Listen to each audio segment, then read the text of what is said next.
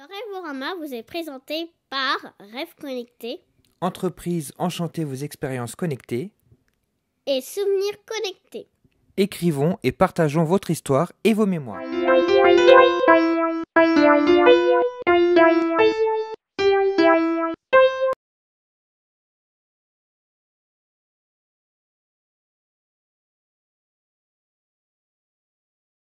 Cher Rêvorama, Aliénor, papa et moi sommes allés dans un royaume enchanté appelé Efteling. Nous allons vous raconter notre aventure.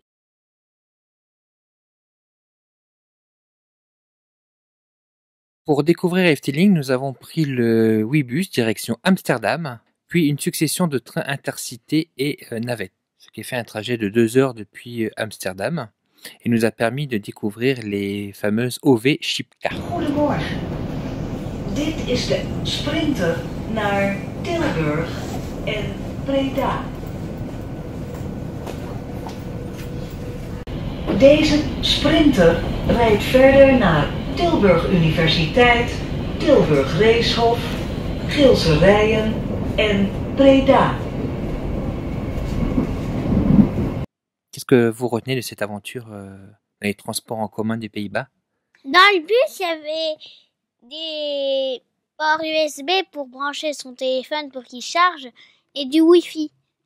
Et dans le train aussi, ça c'était chouette. Et d'ailleurs, dans tout Efteling, on a un très bon Wi-Fi.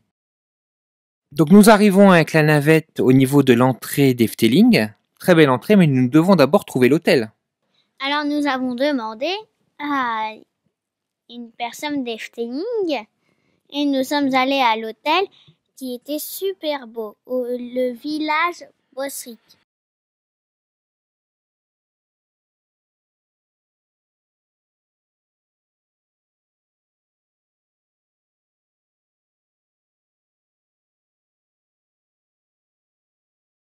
Nous avons eu un bon accueil de toutes les équipes d'Efteling en anglais.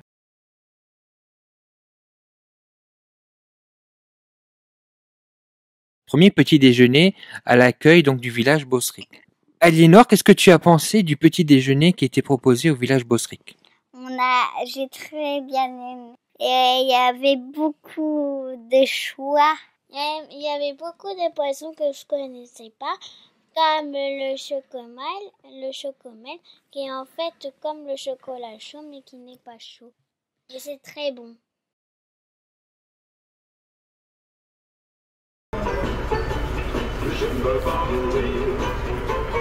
Nous nous sommes rendus dans le village pour découvrir notre petite maison.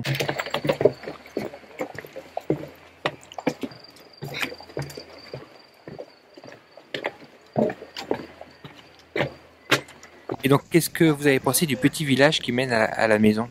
On a très bien aimé. Il y avait des endroits pour jouer. Et tu oublies le petit château en sable qui rappelle le château de la Belle au Bois dormant à Disneyland. Il est trop beau. Et on a aussi vu des petits canards, très mignons. C'était un vrai petit village. D'ailleurs, un petit train fait le tour du village pour rejoindre donc l'entrée du village et le parc. Et puis ensuite, nous avons donc découvert notre maison. Elle est trop belle. J'aurais voulu rester là-bas.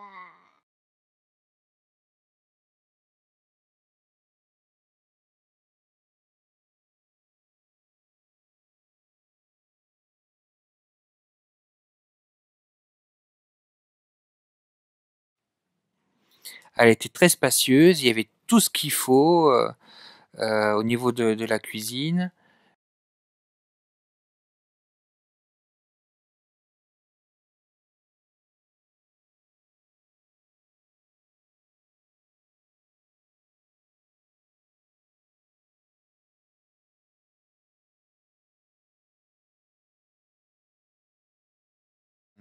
Elle était sur 2 étages. Les chambres, elles étaient en haut. Et il y avait même la salle de bain en haut. Et du coup, il y avait 2 toilettes. Un dans la salle de bain et un à l'entrée. Et puis on avait une télévision et sur la télévision il y avait des chaînes Efteling. La première et la deuxième, c'était des chaînes Efteling. Alors on connaît pas le néerlandais, mais c'est une langue qui est plutôt amusante. Et puis bien sûr, on comprend rapidement tout ce qui est dit grâce aux images qui sont montrées des attractions. On a beaucoup aimé les attractions. Surtout Efteling. Alors, à passer la découverte de la maison, nous sommes allés au parc Efteling. Donc, Efteling, une fois entré dans le parc, on découvre tout de suite une superbe ambiance qui ne dépaysera pas les fans de Disneyland avec une musique un peu féerique, un peu magique, mais tout en créant une atmosphère propre à Efteling, avec des superbes lampadaires. Ils sont trop beaux, ils ressemblent à des sorcières. Donc c'est vraiment magnifique. Et on découvre donc les différents royaumes qu'on compose ce parc. Marurgie. Et on va se le faire en français, d'accord? Le royaume de la magie, le royaume de l'étrange, le royaume de l'aventure, le royaume déchaîné, le royaume de l'entrée. Et en dehors du parc, donc il y a le royaume des tours et le royaume des bois, qui sont donc les hôtels et le village Bosric. On peut rencontrer au sein du parc des personnages. Comme réponse. Des personnages comme réponse, effectivement, la princesse qu'on a rencontrée. Il faut savoir que les contes et les princesses donc sont omniprésents dans l'historique bois des contes, qui a été le point de départ du parc et qui a été donc inauguré en 1952. Alors, il y a l'histoire de Blanche-Neige qu'on connaît bien dedans, mais il faut faire attention, c'est pas Blanche-Neige, le film où il y a écrit Disney en gros. Non, c'est un autre Blanche-Neige, c'est un livre, et où Blanche-Neige a les cheveux super longs. Voilà, donc il faut plus se référer aux contes des frères Grimm, par exemple, pour connaître ces contes, et notamment Rumpelstiltskin. Il est trop moche, très rigolo. Et donc le bois des contes comptait au moins 2 bonnes heures, voire plus, pour bien le voir.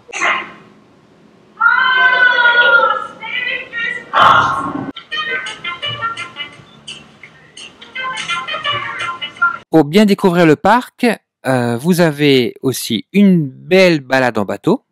Et une balade en train. Alors la balade en bateau, ce que j'ai bien aimé, c'est déjà que c'était très calme, très chouette. Et qu'elle était assez longue, mais en plus il y avait une petite créature qui sortait de l'eau à un moment donné.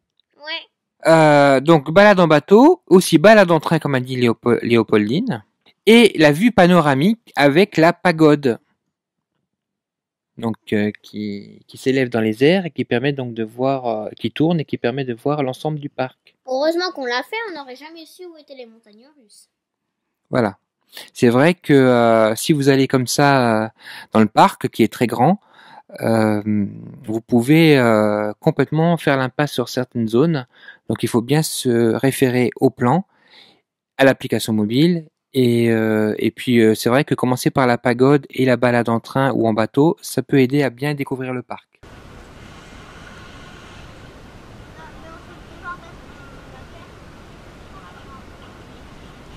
Première attraction, c'était Villa Volta. Alors on l'a fait 5 fois. Voilà. C'est trop cool. Et regarde, En fait, elle bouge. c'est l'histoire de brigands qui ont volé une église. Au 19e siècle, des bandes de pillards appelées Boken Riders semèrent la destruction et la désolation à travers la campagne. Le chef de la bande, Hugo van den Loncewinen, eut l'audace de piller l'abbaye de Postel. Dès lors, sa maison fut maudite. Celui seul qui est sans péché peut briser cet ensorcellement. Zo'n angst en ze sprak. Gij, Hugo van den Loncewinen, gij ontheiligt hier dit huis. Zo kom tot inkeer en roep niet de toren des Heeren over u af, maar ik overwin mijn angst. Et du coup, pour les punir, il y a une dame qui a jeté une malédiction sur la villa de leur chef. Et du coup, elle est folle, la maison. Alors, t'es dans un siège et t'as l'impression que tout le monde tourne et qu'on a la tête à l'envers, mais en fait, non. On bouge un peu, mais en fait, c'est les murs qui tournent. Voilà, donc on a vraiment l'impression de faire un tour complet. Donc on arrive dans l'attraction avec une première salle qui raconte un peu l'histoire. C'est en néerlandais, mais à l'entrée, on a un petit texte en français. Dans la deuxième salle, on voit donc le maître des lieux, qui est devenu vieux. Et on entend le voix donc de la femme qui a jeté ce sort. Et la troisième salle, donc c'est l'attraction en elle-même, donc une madhouse, une maison folle qui tourne. Ça nous a fait un peu penser au défi de César qu'on a au parc Astérix, mais en beaucoup mieux, vraiment très réussi. Belle sensation, surtout au départ, c'est assez impressionnant. Et très beau décor. Et musique sublime.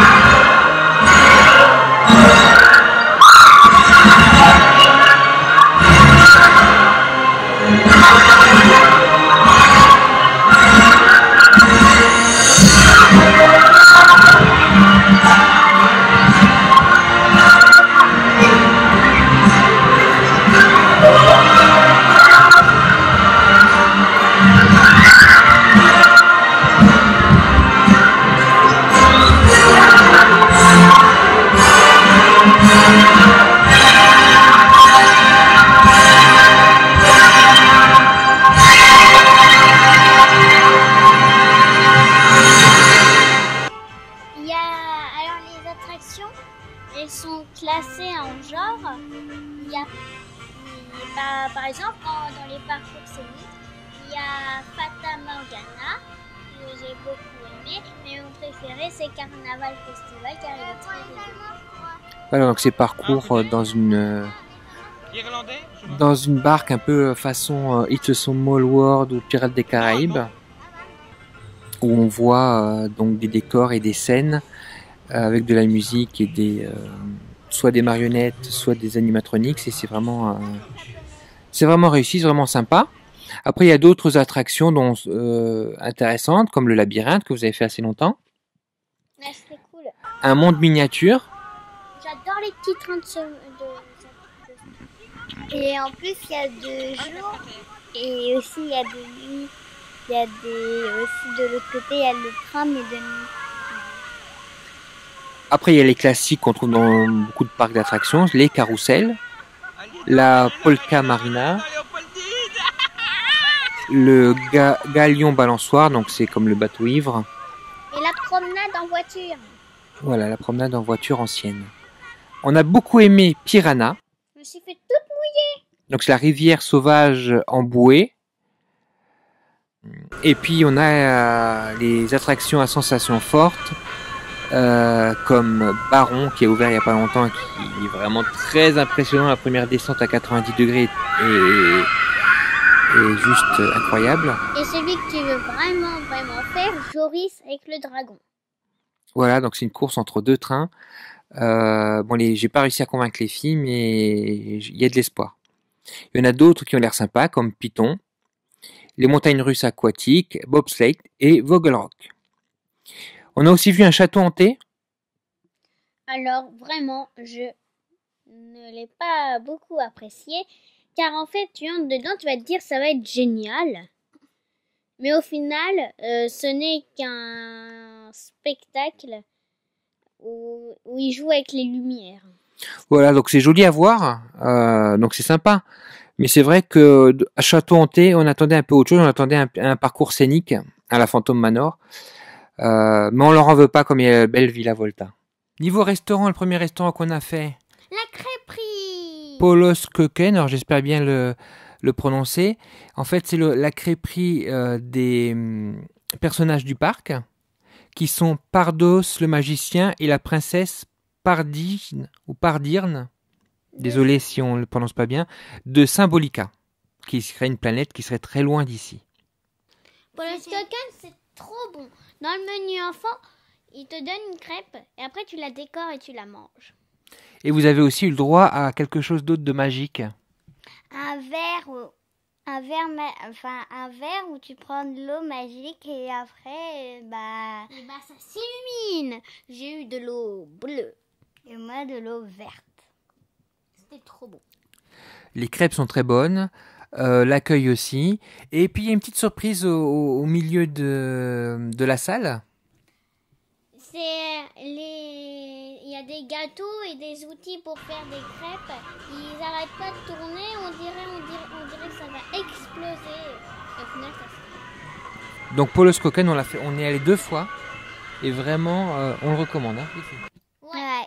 C'est vraiment très sympa et familial. C'est très chouette. Et dans le menu enfant, on gagne des figurines, des personnages. Pardos et Pardigne. J'aurais pas prononcé leur prénom.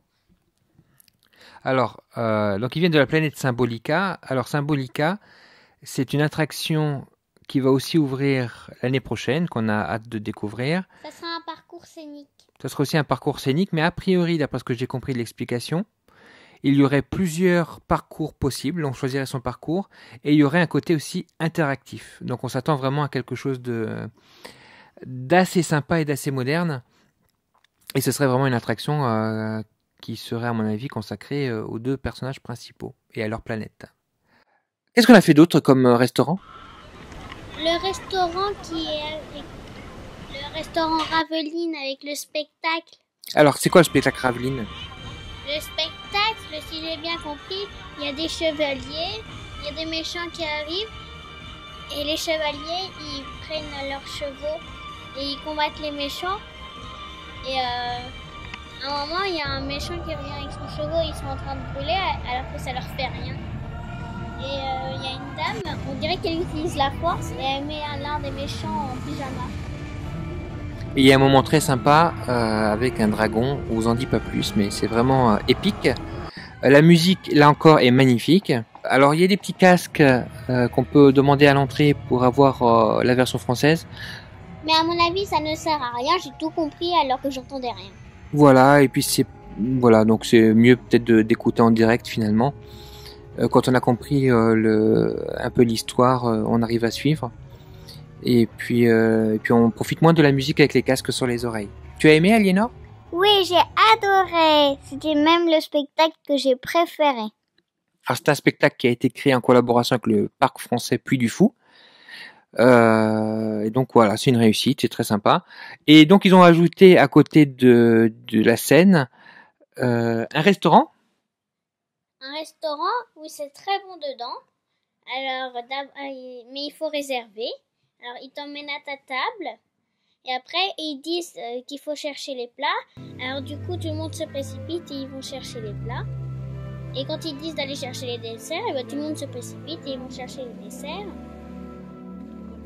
Même que des fois, ils donnent des choses. Aliénor et moi, on a reçu un dessous de plat et papa une serviette. Voilà, parce qu'en fait, c'est une ambiance très bon enfant. On nous met à contribution. Et voilà, c'est très sympa. C'est un peu dans l'ambiance, je sais pas comment dire, médiévale. Enfin, en tout cas, c'est assez sympa à faire. Et donc après le spectacle, pour clôturer la journée dans le parc, qui en semaine donc ferme... il ferme à quelle heure, Léopoldine? Comme on était pendant les vacances, ça fermait à 20h. À 20h. Et donc on n'a pas pu voir de spectacle nocturne, mais on a fini quand même sur Aquanura, qui est un spectacle de fontaine. Qui est très bien. Je crois que ça raconte une histoire, mais je ne sais pas trop. Et donc voilà, donc c'était très sympathique. C'est près de l'entrée du parc. Et donc pour les spectacles nocturnes, c'est vrai que on espère les redécouvrir une autre fois. Parce qu'il y a une version nocturne d'Aquanura. Elle a l'air très belle. Il y a un spectacle sur Villa Volta. Voilà, en 3D mapping sur Villa Volta. Donc ça aussi, bon, on l'a vu en vidéo sur internet. Mais c'est à voir à mon avis en vrai. c'est inratable, donc dès qu'on a l'occasion, on espère pouvoir le voir. Et moi, j'espère que la prochaine fois qu'on viendra, on pourra aller dans le restaurant Pinocchio, car il y a un spectacle dedans avec Pinocchio. Donc voilà pour notre découverte d'Efteling. C'est un long voyage pour y aller, mais ça en vaut vraiment la peine. Déjà, le voyage c'est faisable, hein, il n'y a pas de souci. Le parc est magnifique, il y a une vraie ambiance, il y a des vraies attractions intéressantes et on passe vraiment de bons moments. Et pour marquer ça, nous avons acheté 2 petits trains souvenirs et les DVD du parc. Voilà, un triple DVD du parc. Et un t-shirt I love Efteling. Est-ce qu'on retournera à Efteling? Oh ouais, ça c'est sûr, parce qu'on doit faire Symbolica, Aquanura de nuit et le spectacle sur Villa Volta, et on doit manger dans le restaurant Pinocchio. Et puis on a vraiment envie de tout refaire aussi. Hein. Ah ouais. Parce que c'est vraiment trop chouette. Surtout Villa Volta.